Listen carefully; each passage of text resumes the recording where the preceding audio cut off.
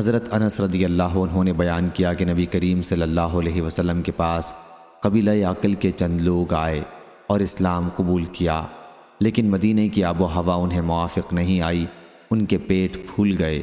تو وہاں حضرت صلی اللہ علیہ وسلم نے ان سے فرمایا کہ صدقے کے اونٹوں کے ریوڑ میں جائیں اور ان کا پیشاب اور دودھ ملا کر پئیں۔ انہوں نے اس کے مطابق عمل کیا اور تندرست ہو گئے، لیکن اس کے بعد وہ مرتد ہو گئے اور ان اونٹوں کے چرواہوں کو قتل کر کے اونٹ ہنکا لے گئے۔ حضرت صلی اللہ علیہ وسلم نے ان کی تلاش میں سوار بھیجے اور انہیں پکڑ کے لایا گیا، پھر ان کے ہاتھ پاؤں کاٹ دیے گئے اور ان کی آنکھیں پھوڑ دی گئیں، کیونکہ انہوں نے اسلامی چرواہے کے ساتھ ایسا ہی برتاؤ کیا تھا، اور ان کے زخموں پر داغ نہیں لگوایا گیا یہاں تک کہ وہ مر گئے۔ صحیح بخاری حدیث نمبر 6802۔ حضرت انس رضی اللہ عنہ نے بیان کیا کہ نبی کریم صلی اللہ علیہ وسلم نے قرینیوں کے ہاتھ پاؤں کٹوا دیے، لیکن ان پر داغ نہیں لگوایا یہاں تک کہ وہ مر گئے۔ مذکورہ بالا ڈاکو مراد ہیں۔ صحیح بخاری حدیث نمبر 6803۔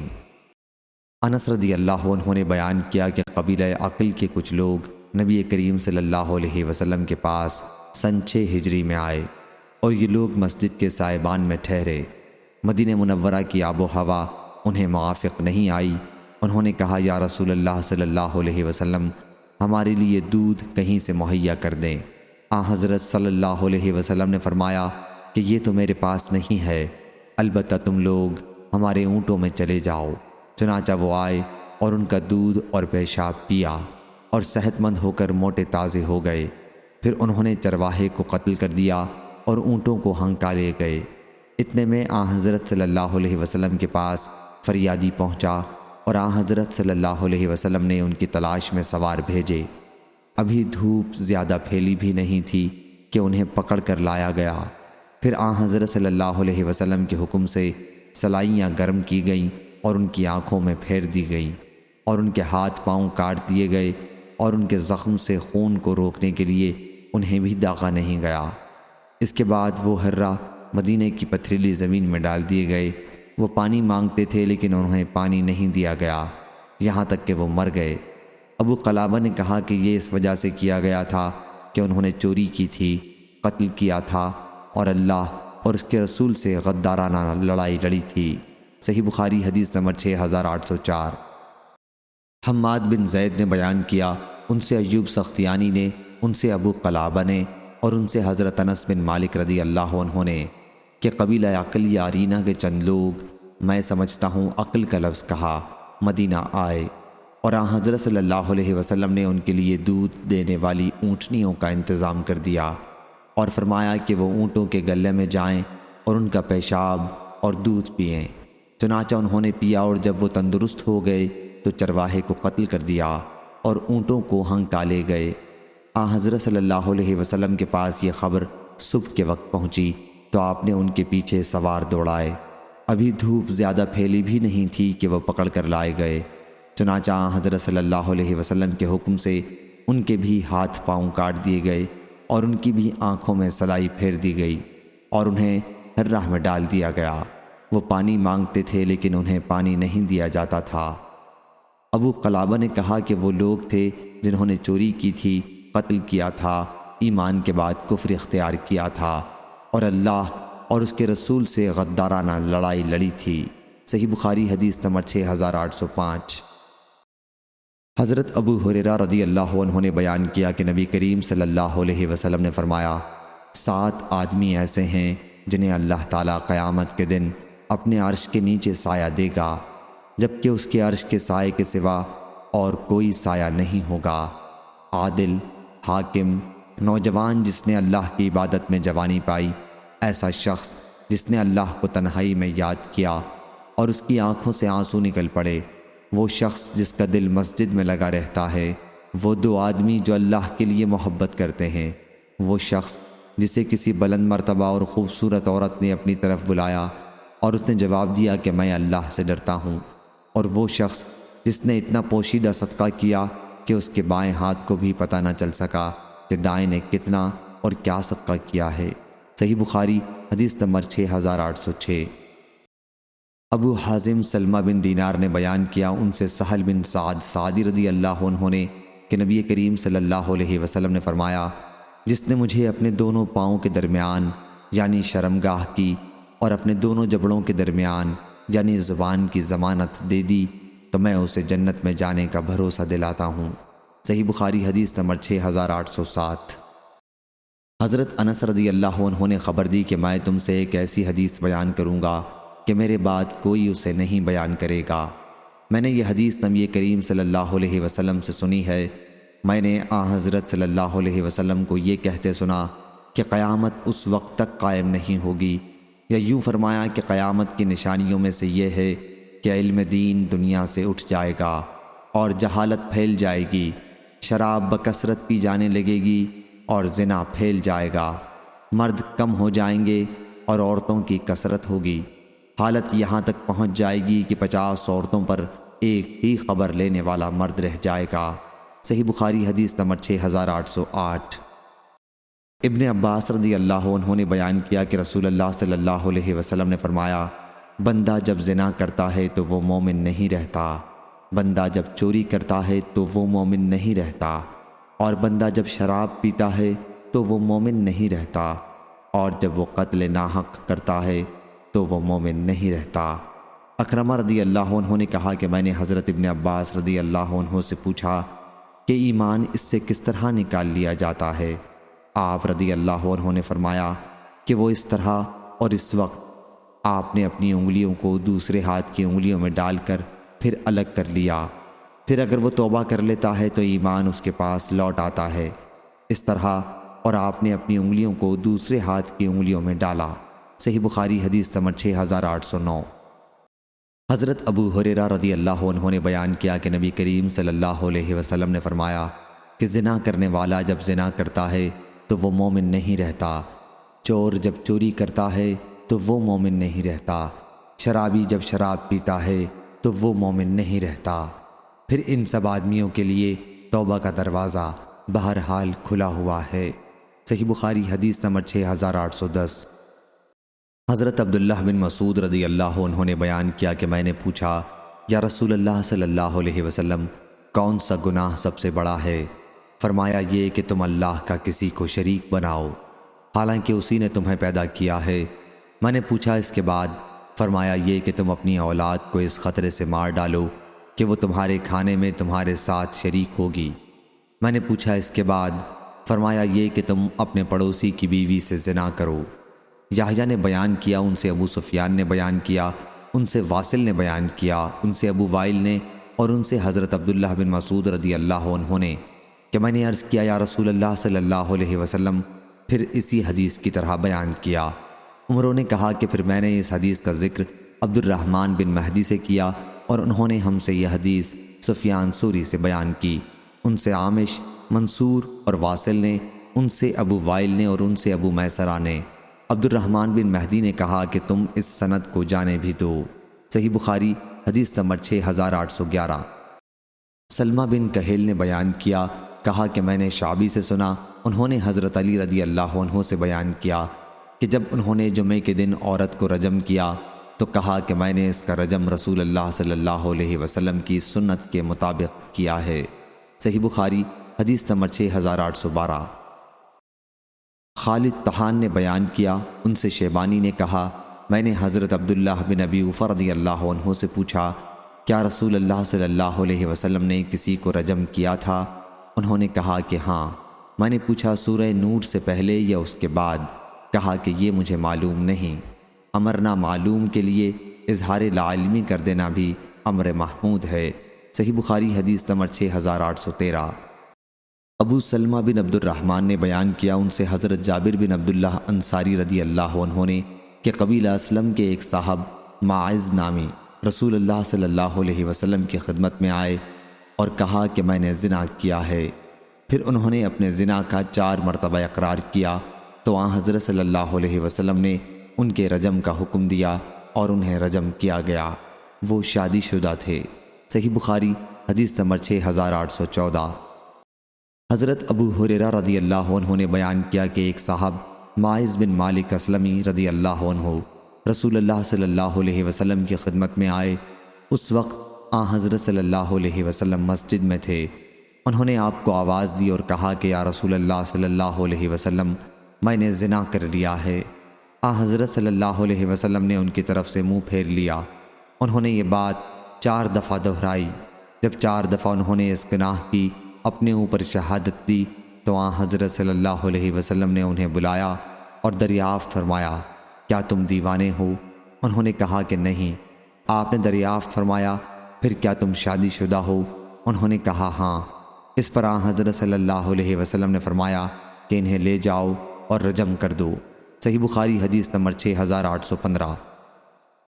ابن شہاب نے بیان کیا کہ پھر مجھے انہوں نے خبر دی جنہوں نے حضرت جابر بن عبداللہ رضی اللہ عنہ سے سنا تھا کہ انہوں نے کہا کہ رجم کرنے والوں میں بھی تھا۔ ہم نے انہیں آبادی سے باہر عیدگاہ کے پاس رجم کیا تھا۔ جب ان پر پتھر پڑے تو وہ بھاگ پڑے، لیکن ہم نے انہیں ہرا کے پاس پکڑا اور رجم کر دیا۔ صحیح بخاری حدیث نمبر 6816۔ حضرت عائشہ رضی اللہ عنہ نے بیان کیا کہ سعد بن ابی وقاص اور عبد بن زماں رضی اللہ عنہ نے آپس میں ایک بچے عبد الرحمن نامی میں اختلاف کیا تو نبی کریم صلی اللہ علیہ وسلم نے فرمایا، عبد بن زماں، بچہ تو لے لے، بچہ اسی کو ملے گا جس کی جورو یا لونڈی کے پیٹ سے وہ پیدا ہو، اور سودا رضی اللہ عنہ، تم اس سے پردہ کرو۔ حضرت امام بخاری رحمہ اللہ نے کہا کہ قتیبہ نے لیث سے زیادتی کے ساتھ بیان کیا کہ زانی کے حصے میں پتھر کی سزا ہے۔ صحیح بخاری حدیث نمبر 6817۔ محمد بن زیاد نے بیان کیا، کہا کہ میں نے ابو ہریرہ رضی اللہ عنہ سے سنا کہ نبی کریم صلی اللہ علیہ وسلم نے فرمایا، لڑکا اسی کو ملتا ہے جس کی جورو یا لونڈی کے پیٹ سے پیدا ہوا ہو، اور حرام کار کے لیے صرف پتھر ہیں۔ صحیح بخاری حدیث نمبر 6818۔ عبداللہ بن عمر رضی اللہ عنہ نے بیان کیا کہ رسول اللہ صلی اللہ علیہ وسلم کے پاس ایک یہودی مرد اور ایک یہودی عورت کو لایا گیا جنہوں نے زنا کیا تھا۔ حضرت صلی اللہ علیہ وسلم نے ان سے پوچھا کہ تمہاری کتاب تورات میں اس کی سزا کیا ہے؟ انہوں نے کہا کہ ہمارے علماء نے اس کی سزا چہرے کو سیاہ کرنا اور گدھے پر الٹا سوار کرنا تجویز کی ہوئی ہے۔ اس پر حضرت عبداللہ بن سلام رضی اللہ عنہ نے کہا، یا رسول اللہ صلی اللہ علیہ وسلم، ان سے تورات منگوائیے۔ جب تورات لائی گئی تو ان میں سے ایک نے رجم والی آیت پر اپنا ہاتھ رکھ لیا اور اس سے آگے اور پیچھے کی آیتیں پڑھنے لگا۔ حضرت عبداللہ بن سلام رضی اللہ عنہ نے اس سے کہا کہ اپنا ہاتھ ہٹاؤ، اور جب اس نے اپنا ہاتھ ہٹایا تو آیت رجم اس کے ہاتھ کے نیچے تھی۔ حضرت صلی اللہ علیہ وسلم نے ان دونوں کے متعلق حکم دیا اور انہیں رجم کر دیا گیا۔ حضرت ابن عمر رضی اللہ عنہ نے بیان کیا کہ انہیں بلات مسجد نبوی کے قریب ایک جگہ میں رجم کیا گیا۔ میں نے دیکھا کہ یہودی عورت کو یہودی مرد بچانے کے لیے اس پر جھک جھک پڑتا تھا۔ صحیح بخاری حدیث نمبر 6819۔ معمر نے خبر دی، انہیں ظاہری نے، انہیں ابو سلمہ بن عبد الرحمن نے، اور انہیں حضرت جابر بن عبداللہ رضی اللہ عنہ نے کہ قبیلہ اسلم کے ایک صاحب ماعز بن مالک رضی اللہ عنہ نبی کریم صلی اللہ علیہ وسلم کے پاس آئے اور زنا کا اقرار کیا، لیکن حضرت صلی اللہ علیہ وسلم نے ان کی طرف سے اپنا منہ پھیر لیا۔ پھر جب انہوں نے 4 مرتبہ اپنے لیے گواہی دی تو حضرت صلی اللہ علیہ وسلم نے ان سے پوچھا، کیا تم دیوانے ہو گئے ہو؟ انہوں نے کہا کہ نہیں۔ پھر آپ نے پوچھا، کیا تمہارا نکاح ہو چکا ہے؟ انہوں نے کہا کہ ہاں۔ چنانچہ آپ کے حکم سے انہیں عیدگاہ میں رجم کیا گیا۔ جب ان پر پتھر پڑے تو وہ بھاگ پڑے، لیکن انہیں پکڑ لیا گیا اور رجم کیا گیا یہاں تک کہ وہ مر گئے۔ پھر حضرت صلی اللہ علیہ وسلم نے ان کے حق میں کلمہ خیر فرمایا اور ان کا جنازہ ادا کیا اور ان کی تعریف کی جس کے وہ مستحق تھے۔ یونس اور ابن جریج نے ظاہری سے فصلی علیہ کا لفظ بیان نہیں کیا۔ حضرت امام بخاری سے پوچھا گیا کہ کیا صلی علیہ کا لفظ ٹھیک ہے؟ آپ نے فرمایا کہ معمر نے روایت کیا ہے۔ آپ سے پوچھا گیا معمر کے علاوہ بھی کسی نے روایت کیا ہے؟ آپ نے فرمایا نہیں۔ صحیح بخاری حدیث نمبر 6820۔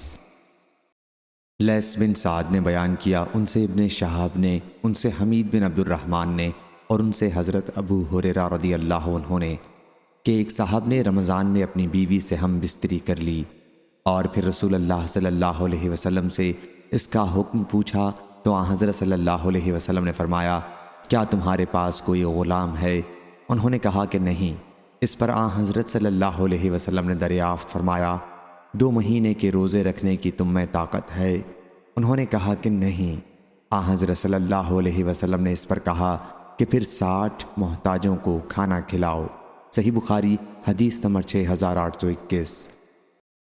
لیث نے بیان کیا ان سے عمرو بن حارث نے، ان سے عبد الرحمن بن قاسم نے، ان سے محمد بن جعفر بن زبیر نے، ان سے عباد بن عبداللہ بن زبیر نے اور ان سے حضرت عائشہ رضی اللہ عنہا نے کہ ایک صاحب نبی کریم صلی اللہ علیہ وسلم کے پاس مسجد میں آئے اور عرض کیا میں تو دوزخ کا مستحق ہو گیا۔ آن حضرت صلی اللہ علیہ وسلم نے پوچھا کیا بات ہوئی؟ کہا کہ میں نے اپنی بیوی سے رمضان میں جمع کر لیا ہے۔ آن حضرت صلی اللہ علیہ وسلم نے ان سے کہا کہ پھر صدقہ کر۔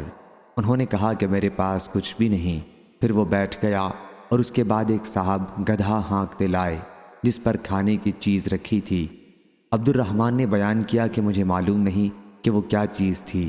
دوسری روایت میں یوں ہے کہ کھجور لدی ہوئی تھی۔ اسے آن حضرت صلی اللہ علیہ وسلم کے پاس لایا جا رہا تھا۔ آن حضرت صلی اللہ علیہ وسلم نے پوچھا کہ آگ میں جلنے والے صاحب کہاں ہیں؟ وہ صاحب بولے کہ میں حاضر ہوں۔ آن حضرت صلی اللہ علیہ وسلم نے فرمایا کہ اسے لے اور صدقہ کر دے۔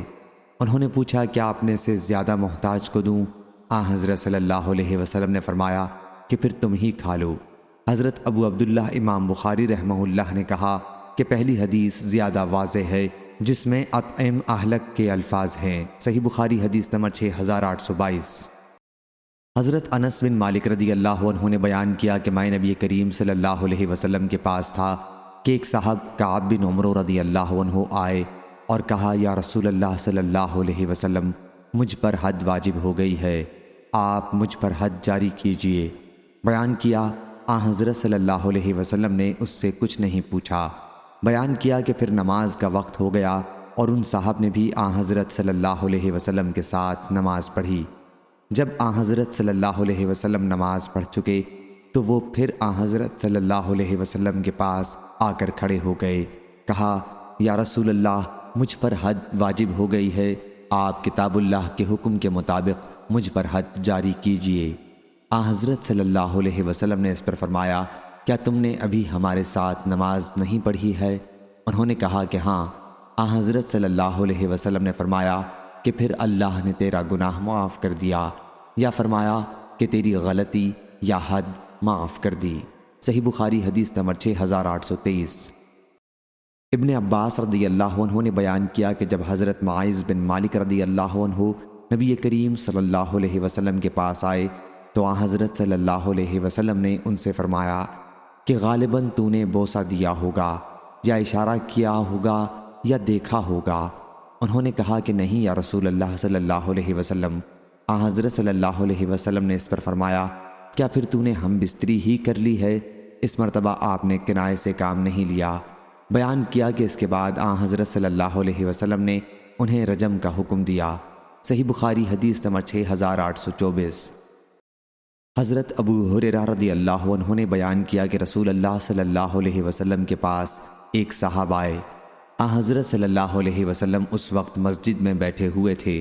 انہوں نے آواز دی یا رسول اللہ صلی اللہ علیہ وسلم میں نے زنا کیا ہے۔ خود اپنے متعلق وہ کہہ رہے تھے۔ آن حضرت صلی اللہ علیہ وسلم نے ان کی طرف سے اپنا منہ پھیر لیا، لیکن وہ صاحب بھی ہٹ کر اسی طرف کھڑے ہو گئے جدھر آپ صلی اللہ علیہ وسلم نے اپنا منہ پھیرا تھا، اور عرض کیا یا رسول اللہ میں نے زنا کیا ہے۔ آن حضرت صلی اللہ علیہ وسلم نے پھر اپنا منہ پھیر لیا اور وہ بھی دوبارہ اس طرف آ گئے جدھر آن حضرت صلی اللہ علیہ وسلم نے اپنا منہ پھیرا تھا۔ اور اس طرح جب اس نے 4 مرتبہ اپنے گناہ کا اقرار کر لیا تو آن حضرت صلی اللہ علیہ وسلم نے اس کو بلایا اور پوچھا کیا تم پاگل ہو؟ انہوں نے کہا کہ نہیں یا رسول اللہ صلی اللہ علیہ وسلم۔ آن حضرت صلی اللہ علیہ وسلم نے پوچھا تم نے شادی کر لی ہے؟ انہوں نے کہا کہ ہاں یا رسول اللہ صلی اللہ علیہ وسلم۔ آن حضرت صلی اللہ علیہ وسلم نے صحابہ رضی اللہ عنہم سے فرمایا کہ انہیں لے جاؤ اور رجم کر دو۔ صحیح بخاری حدیث نمبر 6825۔ حضرت جابر رضی اللہ عنہ نے بیان کیا کہ میں بھی ان لوگوں میں شامل تھا جنہوں نے انہیں رجم کیا تھا۔ جب ان پر پتھر پڑے تو وہ بھاگنے لگے، لیکن ہم نے انہیں ہر مدینے کی پتھریلی زمین میں جا لیا اور انہیں رجم کر دیا۔ صحیح بخاری حدیث نمبر 6826۔ حضرت ابن عباس رضی اللہ عنہ نے بیان کیا کہ حضرت عمر رضی اللہ عنہ نے کہا، میں ڈرتا ہوں کہ کہیں زیادہ وقت گزر جائے اور کوئی شخص یہ کہنے لگے کہ کتاب اللہ میں تو رجم کا حکم ہمیں کہیں نہیں ملتا، اور اس طرح وہ اللہ کے ایک فریضے کو چھوڑ کر گمراہ ہوں جسے اللہ تعالیٰ نے نازل کیا ہے۔ آگاہ ہو جاؤ کہ رجم کا حکم اس شخص کے لیے فرض ہے جس نے شادی شدہ ہونے کے باوجود زنا کیا ہو، بشرطے کہ صحیح شرعی گواہیوں سے ثابت ہو جائے، یا حمل ہو یا کوئی خود اقرار کرے۔ سفیان نے بیان کیا کہ میں نے اسی طرح یاد کیا تھا، آگاہ ہو جاؤ کہ رسول اللہ صلی اللہ علیہ وسلم نے رجم کیا تھا اور آپ کے بعد ہم نے رجم کیا تھا۔ صحیح بخاری حدیث نمبر 6829۔ ابن عباس رضی اللہ عنہ نے بیان کیا کہ میں کئی مہاجرین کو قرآن مجید پڑھایا کرتا تھا۔ حضرت عبد الرحمن بن عوف رضی اللہ عنہ بھی ان میں سے ایک تھے۔ ابھی میں مینا میں ان کے مکان پر تھا اور وہ حضرت عمر رضی اللہ عنہ کے آخری حج میں سن 23 ہجری ان کے ساتھ تھے کہ وہ میرے پاس لوٹ کر آئے اور کہا کہ کاش تم اس شخص کو دیکھتے، آج امیر المومنین رضی اللہ عنہ کے پاس آیا تھا۔ اس نے کہا کہ اے امیر المومنین رضی اللہ عنہ، کیا آپ فلاں صاحب سے یہ پوچھ تاچھ کریں گے جو یہ کہتے ہیں کہ اگر عمر رضی اللہ عنہ کا انتقال ہو گیا تو میں فلاں صاحب طلحہ بن عبید اللہ رضی اللہ عنہ سے بیعت کروں گا، کیونکہ واللہ حضرت ابو بکر رضی اللہ عنہ کی بغیر سوچے سمجھے بیعت تو اچانک ہو گئی اور پھر وہ مکمل ہو گئی تھی۔ اس پر حضرت عمر رضی اللہ عنہ بہت غصہ ہوئے اور کہا کہ میں انشاءاللہ شام کے وقت لوگوں سے خطاب کروں گا اور انہیں ان لوگوں سے ڈراؤں گا جو زبردستی سے دخل در معقولات کرنا چاہتے ہیں۔ حضرت عبد الرحمن بن عوف رضی اللہ عنہ نے کہا کہ اس پر میں نے عرض کیا، یا امیر المومنین رضی اللہ عنہ، ایسا نہ کیجیے، حج کے موسم میں کم سمجھی اور برے بھلے ہر ہی قسم کے لوگ جمع ہیں، اور جب آپ خطاب کے لیے کھڑے ہوں گے تو آپ کے قریب یہی لوگ زیادہ ہوں گے، اور مجھے ڈر ہے کہ آپ کھڑے ہو کر کوئی بات کہیں اور وہ چاروں طرف پھیل جائے، لیکن پھیلانے والے اسے صحیح طور پر یاد نہ رکھ سکیں گے اور اس کے غلط معنی پھیلانے لگیں گے۔ اس لیے مدینہ منورہ پہنچنے تک کا اور انتظار کر لیجئے، کیونکہ وہ ہجرت اور سنت کا مقام ہے، وہاں آپ کو خالص دینی سمجھ بوجھ رکھنے والے اور شریف لوگ ملیں گے۔ وہاں آپ جو کچھ کہنا چاہتے ہیں اعتماد کے ساتھ ہی فرما سکیں گے، اور علم والے آپ کی باتوں کو یاد بھی رکھیں گے اور جو صحیح مطلب ہے وہی بیان کریں گے۔ حضرت عمر رضی اللہ عنہ نے کہا، ہاں اچھا، اللہ کی قسم میں مدینہ منورہ پہنچتے ہی سب سے پہلے لوگوں کو اسی مضمون کا خطبہ دوں گا۔ حضرت ابن عباس رضی اللہ عنہ نے بیان کیا کہ پھر ہم ذی الحج کے مہینے کے آخر میں مدینہ منورہ پہنچے۔ جمعہ کے دن سورج ڈھلتے ہی ہم نے مسجد نبوی پہنچنے میں جلدی کی، اور میں نے دیکھا کہ سعید بن زید بن عمرو بن نفیل ممبر کی جڑ کے پاس بیٹھے ہوئے تھے۔ میں بھی ان کے پاس بیٹھ گیا، میرا ٹخنا ان کے ٹخنے سے لگا ہوا تھا۔ تھوڑی ہی دیر بعد میں حضرت عمر رضی اللہ عنہ بھی باہر نکلے۔ جب میں نے انہیں آتے دیکھا تو سعید بن زید بن عمرو بن نفیل رضی اللہ عنہ سے میں نے کہا کہ آج حضرت عمر رضی اللہ عنہ ایسی بات کہیں گے جو انہوں نے اس سے پہلے خلیفہ بنائے جانے کے بعد کبھی نہیں کہی تھی، لیکن انہوں نے اس کو نہ مانا اور کہا کہ میں تو نہیں سمجھتا کہ آپ کوئی ایسی بات کہیں جو پہلے کبھی نہیں کہی تھی۔ پھر حضرت عمر رضی اللہ عنہ ممبر پر بیٹھے، اور جب مؤذن اذان دے کر خاموش ہوا تو آپ کھڑے ہوئے اور اللہ تعالیٰ کی حمد و ثنا اس کی شان کے مطابق کرنے کے بعد فرمایا، اما بعد، آج میں تم سے ایک ایسی بات کہوں گا جس کا کہنا میری تقدیر میں لکھا ہوا تھا۔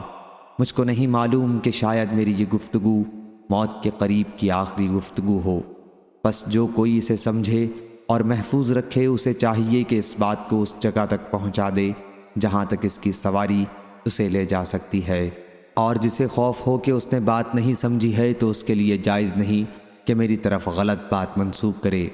بلا شبہ اللہ تعالیٰ نے محمد صلی اللہ علیہ وسلم کو حق کے ساتھ مبعوث کیا اور آپ پر کتاب نازل کی، کتاب اللہ کی صورت میں جو کچھ آپ پر نازل ہوا ان میں آیت رجم بھی تھی۔ ہم نے اسے پڑھا تھا، سمجھا تھا اور یاد رکھا تھا۔ رسول اللہ صلی اللہ علیہ وسلم نے خود اپنے زمانے میں رجم کرایا، پھر آپ کے بعد ہم نے بھی رجم کیا، لیکن مجھے ڈر ہے کہ اگر وقت یوں ہی آگے بڑھتا رہا تو کہیں کوئی یہ نہ دعویٰ کر بیٹھے کہ رجم کی آیت ہم کتاب اللہ میں نہیں پاتے، اور اس طرح وہ اس فریضے کو چھوڑ کر گمراہ ہوں جسے اللہ تعالیٰ نے نازل کیا تھا۔ یقیناً رجم کا حکم کتاب اللہ سے اس شخص کے لیے ثابت ہے جس نے شادی ہونے کے بعد زنا کیا ہو، خواہ مرد ہوں یا عورتیں، بشرطے کہ گواہی مکمل ہو جائے یا حمل ظاہر ہو یا وہ خود اقرار کر لے۔ پھر کتاب اللہ کی آیتوں میں ہم یہ بھی پڑھتے تھے کہ اپنے حقیقی باپ دادوں کے سوا دوسروں کی طرف اپنے آپ کو منسوب نہ کرو، کیونکہ یہ تمہارا کفر اور انکار ہے کہ تم اپنے اصل باپ دادوں کے سوا دوسروں کی طرف اپنی نسبت کرو۔ ہاں، اور سن لو کہ رسول اللہ صلی اللہ علیہ وسلم نے یہ بھی فرمایا تھا کہ میری تعریف حد سے بڑھا کر نہ کرنا، جس طرح عیسیٰ ابن مریم علیہ السلام کی حد سے بڑھا کر تعریفیں کی گئیں، ان کو اللہ کا بیٹا بنا دیا گیا، بلکہ میرے لیے صرف یہ کہو کہ میں اللہ کا بندہ ہوں اور اس کا رسول ہوں۔ اور مجھے یہ بھی معلوم ہوا ہے کہ تم میں سے کسی نے یوں کہا ہے کہ واللہ اگر عمر رضی اللہ عنہ کا انتقال ہو گیا تو میں فلاں سے بیعت کروں گا۔ دیکھو تم میں سے کسی کو یہ دھوکہ نہ ہو کہ حضرت ابو بکر رضی اللہ عنہ کی بیعت تو اچانک ہو گئی تھی اور پھر وہ چل گئی۔ بات یہ ہے کہ بے شک حضرت ابو بکر رضی اللہ عنہ کی بیعت ناگاہ ہوئی، اور اللہ نے ناگہانی بیعت میں جو برائی ہوئی ہے اس سے تم کو بچائے رکھا۔ اس کی وجہ یہ ہوئی کہ تم کو اللہ تعالیٰ نے اس کے شر سے محفوظ رکھا، اور تم میں کوئی شخص ایسا نہیں جو ابو بکر رضی اللہ عنہ جیسا متقی خدا ترس ہو۔ تم میں کون ہے جس سے ملنے کے لیے اونٹ چلائے جاتے ہوں؟ دیکھو، خیال رکھو، کوئی شخص کسی سے بغیر مسلمان کے صلاح مشورے اور اتفاق اور غلبہ آرا کے بغیر بیعت نہ کرے۔ جو کوئی ایسا کرے گا اس کا نتیجہ یہی ہوگا کہ بیعت کرنے والا اور بیعت لینے والا دونوں اپنی جان گنوا دیں گے۔ اور سن لو، بلا شبہ جس وقت حضور اکرم صلی اللہ علیہ وسلم کی وفات ہوئی تو ابو بکر رضی اللہ عنہ ہم میں سے سب سے بہتر تھے، البتہ انصار نے ہماری مخالفت کی تھی، اور وہ سب لوگ ثقیفہ بنی سعدہ میں جمع ہو گئے تھے۔ اسی طرح علی اور زبیر رضی اللہ عنہ اور ان کے ساتھیوں نے بھی ہماری مخالفت کی تھی، اور باقی مہاجرین ابو بکر رضی اللہ عنہ کے پاس جمع ہو گئے تھے۔ اس وقت میں نے ابو بکر رضی اللہ عنہ سے کہا، اے ابو بکر رضی اللہ عنہ، ہمیں اپنے ان انصار بھائیوں کے پاس لے چلیے۔ چنانچہ ہم ان سے ملاقات کے ارادے سے چل پڑے۔ جب ہم ان کے قریب پہنچے تو ہماری انہی میں کے دو نیک لوگوں سے ملاقات ہوئی، اور انہوں نے ہم سے بیان کیا کہ انصاری آدمیوں نے یہ بات ٹھہرائی ہے کہ سعد بن عبادہ رضی اللہ عنہ کو خلیفہ بنائیں۔ اور انہوں نے پوچھا، حضرات مہاجرین، آپ لوگ کہاں جا رہے ہیں؟ ہم نے کہا کہ ہم اپنے ان انصار بھائیوں کے پاس جا رہے ہیں۔ انہوں نے کہا کہ آپ لوگ ہرگز وہاں نہ جائیں، بلکہ خود جو کرنا ہے کر ڈالو۔ لیکن میں نے کہا کہ بخدا ہم ضرور جائیں گے۔ چنانچہ ہم آگے بڑھے اور انصار کے پاس ثقیفہ بنی سعدہ میں پہنچے۔ مجلس میں ایک صاحب سردار خزرج چادر اپنے سارے جسم پر لپیٹے درمیان میں بیٹھے تھے۔ میں نے پوچھا کہ یہ کون صاحب ہیں؟ تو لوگوں نے بتایا کہ سعد بن عبادہ رضی اللہ عنہ ہیں۔ میں نے پوچھا کہ انہیں کیا ہو گیا ہے؟ لوگوں نے بتایا کہ بخار آ رہا ہے۔ پھر ہمارے تھوڑی دیر تک بیٹھنے کے بعد ان کے خطیب نے کلمہ شہادت پڑھا اور اللہ تعالیٰ کی اس کی شان کے مطابق تعریف کی۔ پھر کہا، اما بعد، ہم اللہ کے دین کے مددگار انصار اور اسلام کے لشکر ہیں، اور تم اے گروہ مہاجرین کم تعداد میں ہو۔ تمہاری یہ تھوڑی سی تعداد اپنی قوم قریش سے نکال کر ہم لوگوں میں آ رہے ہو۔ تم لوگ یہ چاہتے ہو کہ ہماری بیخکنی کرو اور ہم کو خلافت سے محروم کر کے آپ خلیفہ بن بیٹھو۔ یہ کبھی نہیں ہو سکتا۔ جب وہ خطبہ پورا کر چکے تو میں نے بولنا چاہا۔ میں نے ایک عمدہ تقریر اپنے ذہن میں ترتیب دے رکھی تھی۔ میری بڑی خواہش تھی کہ حضرت ابو بکر رضی اللہ عنہ کی بات کرنے سے پہلے ہی میں اس کو شروع کر دوں، اور انصار کی تقریر سے جو ابو بکر رضی اللہ عنہ کو غصہ پیدا ہوا ہے اس کو دور کر دوں۔ جب میں نے بات کرنی چاہی تو ابو بکر رضی اللہ عنہ نے کہا ذرا ٹھہرو، میں نے ان کو ناراض کرنا برا جانا۔ آخر انہوں نے ہی تقریر شروع کی، اور خدا کی قسم وہ مجھ سے زیادہ عقل مند اور مجھ سے زیادہ سنجیدہ اور متین تھے۔ میں نے جو تقریر اپنے دل میں سوچ لی تھی اس میں سے انہوں نے کوئی بات نہیں چھوڑی، فی البدیہہ وہی کہی، بلکہ اس سے بھی بہتر۔ پھر وہ خاموش ہو گئے۔ ابو بکر رضی اللہ عنہ کی تقریر کا خلاصہ یہ تھا کہ انصاری بھائیو، تم نے جو اپنی فضیلت اور بزرگی بیان کی ہے وہ سب درست ہے، اور تم بے شک اس کے سزاوار ہو، مگر خلافت قریش کے سوا اور کسی خاندان والوں کے لیے نہیں ہو سکتی، کیونکہ قریش ازرو نسب اور ازرو خاندان تمام عرب کی قوموں میں بڑھ چڑھ کر ہیں۔ اب تم لوگ ایسا کرو کہ ان دو آدمیوں میں سے کسی سے بیعت کر لو۔ ابو بکر رضی اللہ عنہ نے میرا اور ابو عبیدہ بن جراح رضی اللہ عنہ کا ہاتھ تھاما۔ وہ ہمارے بیچ میں بیٹھے ہوئے تھے۔ ان کی ساری گفتگو میں صرف یہی ایک بات مجھ سے میرے سوا ہوئی، واللہ میں آگے کر دیا جاتا اور بے گناہ میری گردن مار دی جاتی تو یہ مجھے اس سے زیادہ پسند تھا کہ مجھے ایک ایسی قوم کا امیر بنایا جاتا جس میں ابو بکر رضی اللہ عنہ خود موجود ہوں۔ میرا اب تک یہی خیال ہے۔ یہ اور بات ہے کہ وقت پر نفس مجھ کو بہکا دے اور میں کوئی دوسرا خیال کروں جو اب نہیں کرنا۔ پھر انصار میں سے ایک کہنے والا حباب بن منظر یوں کہنے لگا، سنو سنو، میں ایک لکڑی ہوں کہ جس سے اونٹ اپنا بدن رگڑ کر کھجلی کی تکلیف رفع کرتے ہیں، اور میں وہ باڑ ہوں جو درختوں کے ارد گرد حفاظت کے لیے لگائی جاتی ہے۔ میں ایک عمدہ تدبیر بتاتا ہوں، ایسا کرو دو خلیفہ رہیں، دونوں مل کر کام کریں، ایک ہماری قوم کا اور ایک قریش والوں کا۔ مہاجرین قوم کا اب خوب شور و غل ہونے لگا، کوئی کچھ کہتا کوئی کچھ کہتا۔ میں ڈر گیا کہ کہیں مسلمانوں میں پھوٹ نہ پڑ جائے۔ آخر میں کہہ اٹھا، ابو بکر رضی اللہ عنہ اپنا ہاتھ بڑھاؤ۔ انہوں نے ہاتھ بڑھایا، میں نے ان سے بیعت کی، اور مہاجرین جتنے وہاں موجود تھے انہوں نے بھی بیعت کر لی۔ پھر انصاریوں نے بھی بیعت کر لی۔ چلو جھگڑا تمام ہوا، جو منظور الہی تھا وہی ظاہر ہوا۔ اس کے بعد ہم حضرت سعد بن عبادہ رضی اللہ عنہ کی طرف بڑھے۔ انہوں نے بیعت نہیں کی۔ ایک شخص انصار میں سے کہنے لگا، بھائیو، بیچارے سعد بن عبادہ رضی اللہ عنہ کا تم نے خون کر ڈالا۔ میں نے کہا، اللہ اس کا خون کرے گا۔ حضرت عمر رضی اللہ عنہ نے اس خطبے میں یہ بھی فرمایا، اس وقت ہم کو حضرت ابو بکر رضی اللہ عنہ کی خلافت سے زیادہ کوئی چیز ضروری معلوم نہیں ہوتی، کیونکہ ہم کو ڈر پیدا ہوا کہیں ایسا نہ ہو ہم لوگوں سے جدا رہیں اور ابھی انہوں نے کسی سے بیعت نہ کی ہو، وہ کسی اور شخص سے بیعت کر بیٹھے۔ تب دو صورتوں سے خالی نہیں ہوتا، یا تو ہم بھی جبراً اور قہراً اسی سے بیعت کر لیتے یا لوگوں کی مخالفت کرتے، تو آپس میں فساد پیدا ہوتا، پھوٹ پڑ جاتی۔ دیکھو پھر یہی کہتا ہوں، جو شخص کسی شخص سے بن سوچے سمجھے، بن صلاح و مشورہ بیعت کر لے، تو دوسرے لوگ بیعت کرنے والے کی پیروی نہ کریں، نہ اس کی جس سے بیعت کی گئی ہے، کیونکہ وہ دونوں اپنی جان گنوائیں گے۔ صحیح بخاری حدیث نمبر 6830۔ زید بن خالد جہنی نے بیان کیا کہ میں نے نبی کریم صلی اللہ علیہ وسلم سے سنا، حضرت صلی اللہ علیہ وسلم ان لوگوں کے بارے میں حکم دے رہے تھے جو غیر شادی شدہ ہوں اور زنا کیا ہو کہ 100 کوڑے مارے جائیں اور سال بھر کے لیے جلا وطن کر دیا جائے۔ صحیح بخاری حدیث نمبر 6831۔ عروہ بن زبیر نے خبر دی کہ حضرت عمر بن خطاب رضی اللہ عنہ نے جلا وطن کیا تھا، پھر یہی طریقہ قائم ہو گیا۔ صحیح بخاری حدیث نمبر 6832۔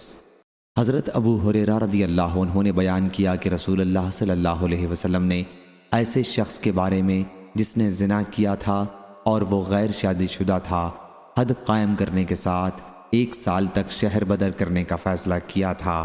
صحیح بخاری حدیث نمبر 6833۔ ابن عباس رضی اللہ عنہ نے بیان کیا کہ نبی کریم صلی اللہ علیہ وسلم نے ان مردوں پر لعنت کی ہے جو مخنث بنتے ہیں، اور ان عورتوں پر لعنت کی ہے جو مرد بنے، اور آپ نے فرمایا کہ انہیں اپنے گھروں سے نکال دو، اور حضرت صلی اللہ علیہ وسلم نے فلاں کو گھر سے نکالا تھا، اور حضرت عمر رضی اللہ عنہ نے فلاں کو نکالا تھا۔ صحیح بخاری حدیث نمبر 6834۔ لیث بن سعد نے بیان کیا، ان سے سعید مقبری نے، ان سے ان کے والد نے، اور ان سے حضرت ابو ہریرہ رضی اللہ عنہ نے، انہوں نے حضرت ابو ہریرہ رضی اللہ عنہ کو یہ کہتے ہوئے سنا کہ نبی کریم صلی اللہ علیہ وسلم نے فرمایا کہ اگر کنیز زنا کرائے اور اس کا زنا کھل جائے تو اسے کوڑے مارنے چاہیے، لیکن لعنت ملامت نہ کرنی چاہیے۔ پھر اگر وہ دوبارہ زنا کرائے تو پھر چاہیے کہ کوڑے ماریں، لیکن ملامت نہ کرے۔ پھر اگر تیسری مرتبہ زنا کرائے تو بیچ دے، خواہ بالوں کی ایک رسی ہی قیمت پر ہو۔ اس روایت کی مطابقت اسماعیل بن امیہ نے سعید سے کی، ان سے حضرت ابو ہریرہ رضی اللہ عنہ نے، اور ان سے نبی کریم صلی اللہ علیہ وسلم نے۔ صحیح بخاری حدیث نمبر 6839۔ شیبانی نے بیان کیا کہ میں نے حضرت عبداللہ بن ابی اوفہ رضی اللہ عنہ سے رجم کے بارے میں پوچھا تو انہوں نے بتلایا کہ نبی کریم صلی اللہ علیہ وسلم نے رجم کیا تھا۔ میں نے پوچھا سورہ نور سے پہلے یا اس کے بعد؟ انہوں نے بتلایا کہ مجھے معلوم نہیں۔ اس روایت کے مطابق علی بن مسہر، خالد بن عبداللہ محاربی اور عبیدہ بن حمید نے شیبانی سے کی ہے، اور بعض نے سورہ نور کے بجائے سورہ مائدہ کا ذکر کیا ہے، لیکن پہلی روایت صحیح ہے۔ صحیح بخاری حدیث نمبر 6840۔ امام مالک نے بیان کیا، ان سے نافع نے اور ان سے عبداللہ بن عمر رضی اللہ عنہ نے، کہ یہودی رسول اللہ صلی اللہ علیہ وسلم کے پاس آئے اور کہا کہ ان میں سے ایک مرد اور ایک عورت نے زنا کاری کی ہے۔ حضرت صلی اللہ علیہ وسلم نے ان سے پوچھا کہ تورات میں رجم کے متعلق کیا حکم ہے؟ انہوں نے کہا کہ ہم انہیں رسوا کرتے ہیں اور کوڑے لگاتے ہیں۔ حضرت عبداللہ بن سلام رضی اللہ عنہ نے اس پر کہا کہ تم جھوٹے ہو، اس میں رجم کا حکم موجود ہے۔ چنانچہ وہ تورات لائے اور کھولا، لیکن ان میں کے ایک شخص نے اپنا ہاتھ آیت رجم پر رکھ دیا اور اس سے پہلے اور بعد کا حصہ پڑھ دیا۔ حضرت عبداللہ بن سلام رضی اللہ عنہ نے اس سے کہا کہ اپنا ہاتھ اٹھاؤ۔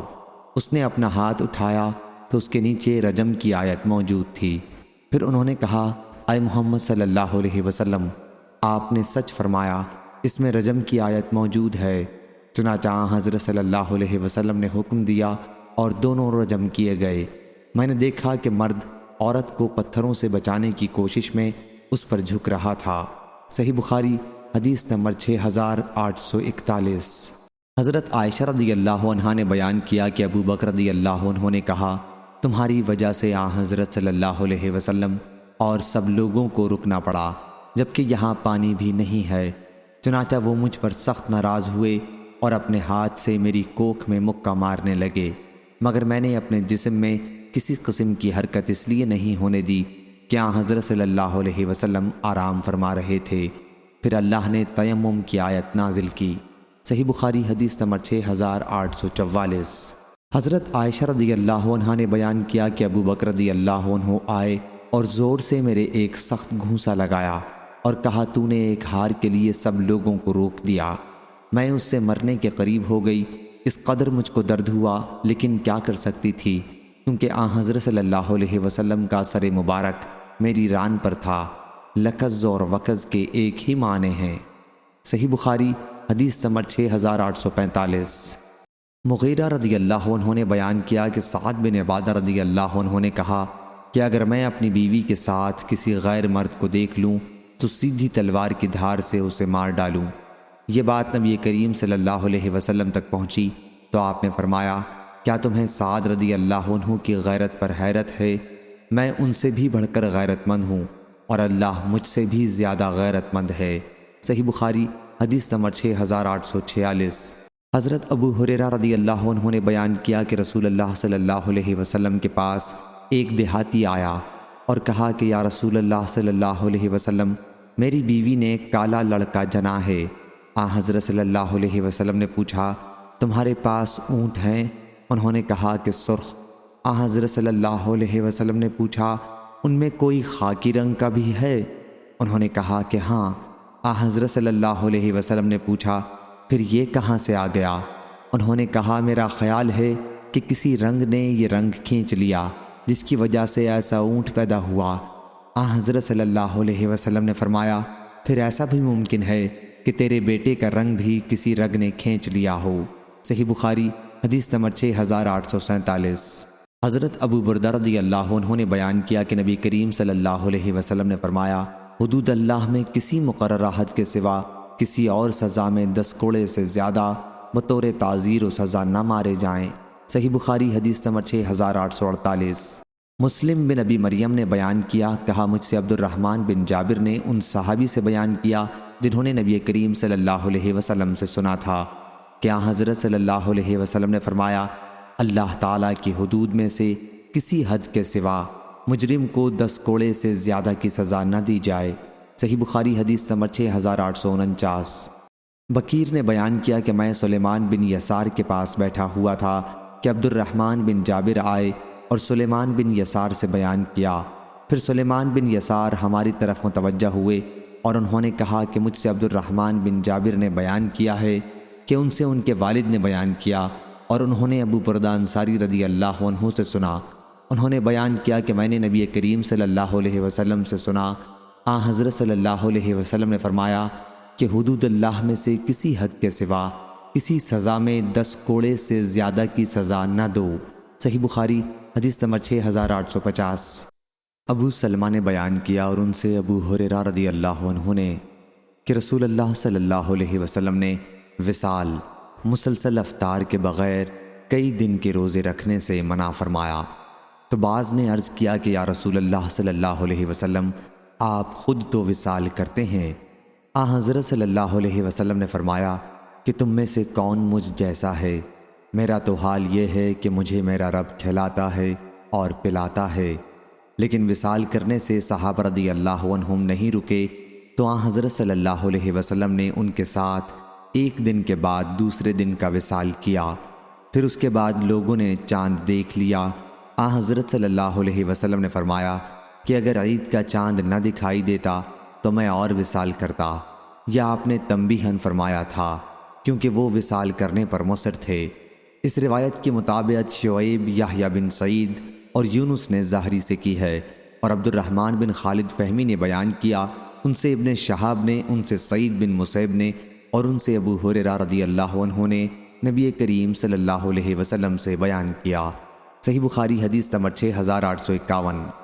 معمر نے بیان کیا، ان سے ظاہری نے، ان سے حضرت سالم نے، ان سے حضرت عبداللہ بن عمر رضی اللہ عنہ نے کہ رسول اللہ صلی اللہ علیہ وسلم کے زمانے میں اس پر مار پڑتی کہ جب غلے کے ڈھیر یوں ہی خریدیں بن ناپے اور تولے، اور اس کو اسی جگہ دوسرے کے ہاتھ بیچ ڈالیں، وہ غلہ اٹھا کر اپنے ٹھکانے لے جائیں پھر بیچیں تو کچھ سزا نہ ہوتی۔ صحیح بخاری حدیث نمبر 6852۔ حضرت عائشہ رضی اللہ عنہا نے بیان کیا کہ رسول اللہ صلی اللہ علیہ وسلم نے اپنے ذاتی معاملے میں کبھی کسی سے بدلہ نہیں لیا، جب اللہ کی قائم کی ہوئی حد کو توڑا جاتا تو آپ پھر بدلہ لیتے تھے۔ صحیح بخاری حدیث نمبر 6853۔ سہل بن سعد رضی اللہ عنہ نے بیان کیا کہ میں نے 2 لعان کرنے والے میاں بیوی کو دیکھا تھا، اس وقت میری عمر 15 سال تھی۔ حضرت صلی اللہ علیہ وسلم نے دونوں کے درمیان جدائی کرا دی تھی۔ شوہر نے کہا تھا کہ اگر اب بھی میں اپنی بیوی کو اپنے ساتھ رکھوں تو اس کا مطلب یہ ہے کہ میں جھوٹا ہوں۔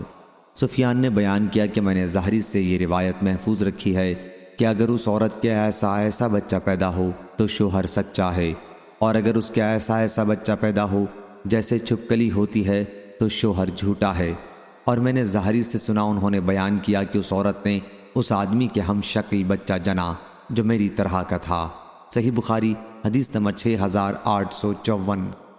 قاسم بن محمد نے بیان کیا کہ حضرت ابن عباس رضی اللہ عنہ نے 2 لعان کرنے والوں کا ذکر کیا، تو حضرت عبداللہ بن شداد رضی اللہ عنہ نے کہا کہ یہ وہی تھی جس کے متعلق رسول اللہ صلی اللہ علیہ وسلم نے فرمایا تھا کہ اگر میں کسی عورت کو بلا گواہی رجم کر سکتا تو اسے ضرور کرتا۔